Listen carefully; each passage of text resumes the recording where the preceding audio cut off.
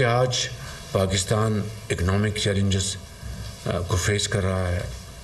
IMF سے گو کہ انشاءاللہ معاملہ طے ہو جائیں گے، مگر it still week 10 days in the future.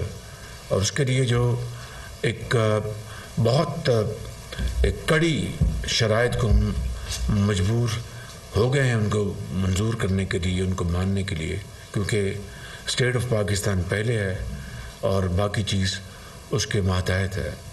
تو یقیناً آج یہ ہاؤس اور خاص طور پر میرے جو پولیٹیکل پارٹنرز ہیں ان سب نے اپنی جو پولیٹیکل سٹیک داؤ پہ لگائی ہے اور اسٹیٹ کو بچانے کے لیے دل کی اتھاہ گہرائیوں سے اور خلوص سے وہ پوری کوشش کر رہے ہیں.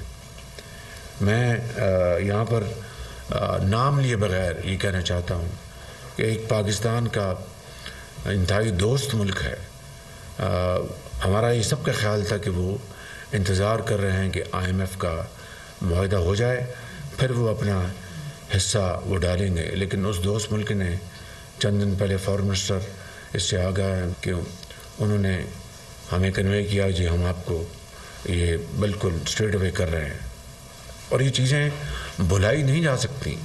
اس طرح کی اور بھی ماضی میں اس طرح کی ان کی جو پاکستان کے لیے درد دل سے ان کی جو کنٹریبیوشن ہے، ڈیٹ اگر ہم ایک قوم ہیں جو کہ ہم ہیں، اگر ہم میں ایک مسلمان کا خون دوڑ رہا ہے جو کہ ہم ہیں، ہم پاکستانی ہیں، تو ان نیکیوں کو، ان اچھائیوں کو ہمیں تا قیامت نہیں بھلانا چاہیے.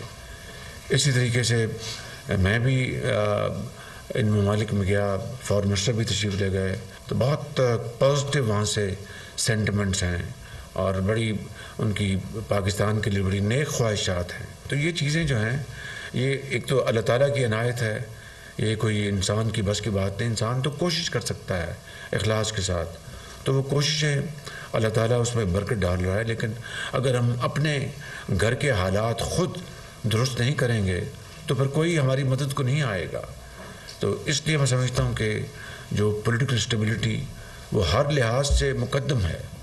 آج مجھے ڈایا کہ ایک بہت خطرناک جو تھا سوسائڈ بامبر، ان کا انچارج جی وہ جہنم رسید ہو گیا ہے. تو it's a great success story. اس طریقے سے کل بھی